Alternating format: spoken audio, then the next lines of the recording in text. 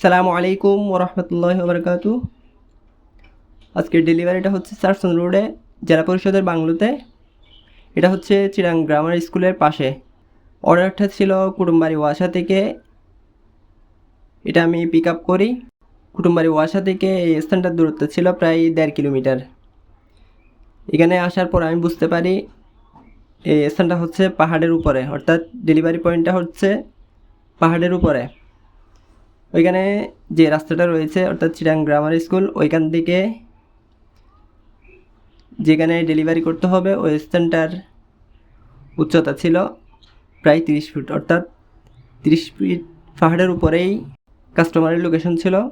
তো আমি ওইখানে নিচে দাঁড়িয়ে কাস্টমারকে কল দিই, বলি আমি এখানে রাস্তায় দাঁড়িয়ে আছি। তো উনি বলেন উপরে আসতে। ওইখানে উপরে গিয়ে আবার 3 তলায় আসতে হবে।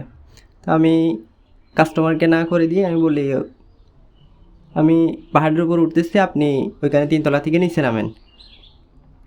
এরপর উনি এগ্রি করে। তো আমি ওইখানে ওনাদের বাংলোর সামনে যাই।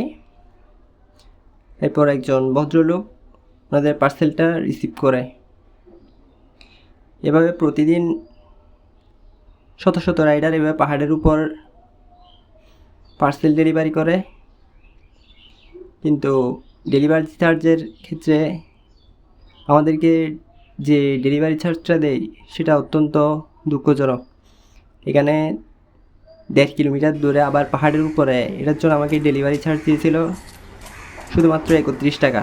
এখানে আবার ওয়াকারের ক্ষেত্রে আরও কম হয়, যেমন 22-23 টাকা দিয়েও এভাবে 30 ফিট পাহাড়ের উপরে রাইডারদেরকে ডেলিভারি করতে হয়, যেটা অত্যন্ত দুঃখজনক।